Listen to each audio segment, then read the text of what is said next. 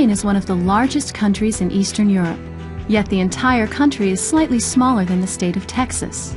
It shares borders with Poland, Slovakia, Hungary, Romania, Moldova, Belarus, Russia, and both the Black Sea and the Sea of Azov to the south. Even though people have lived in the Ukraine since the time of the Greeks and Romans, the country just became independent in 1991.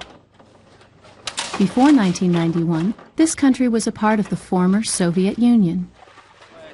People around the world called the Ukraine the breadbasket of the Soviet Union because of its rich farmland. This country's meat, milk, grain, and vegetables have long been sold throughout Eastern Europe and Russia. Though many Ukrainians live in the countryside and work in the agricultural industry, more than half of the Ukraine's 48 million people live in its cities. This includes Ukrainians, Russians, and people of many other Eastern European ethnicities. Many Ukrainians have jobs in the country's banks, restaurants, factories, and farms, but roughly 1/3 of the nation's people live in poverty. And many of the Ukraine's industries are in desperate need of modernization. On April 26, 1986, the aging Chernobyl nuclear power plant exploded.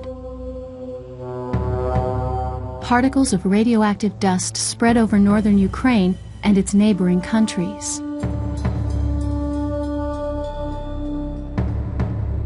The radiation contaminated everything near the reactor. Anyone who ate vegetables, meat, or dairy products from that area risked becoming sick or dying. Some of Ukraine's farms remain too radioactive to grow food safely, so farmers must grow grain and raise animals on contaminated soil or on the limited supply of land that has not been contaminated. Ukrainians are rebuilding their country, but the process takes a lot of time. Many people are not able to afford treatment for the effects of Chernobyl's radiation. And doctors expect that thousands of Ukrainians will develop cancer because of radiation. But Ukrainians are doing their best to put Chernobyl behind.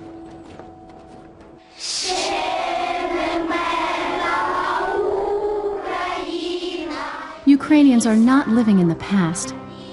They are using their agricultural wealth and medical technology to make their country a better place to live.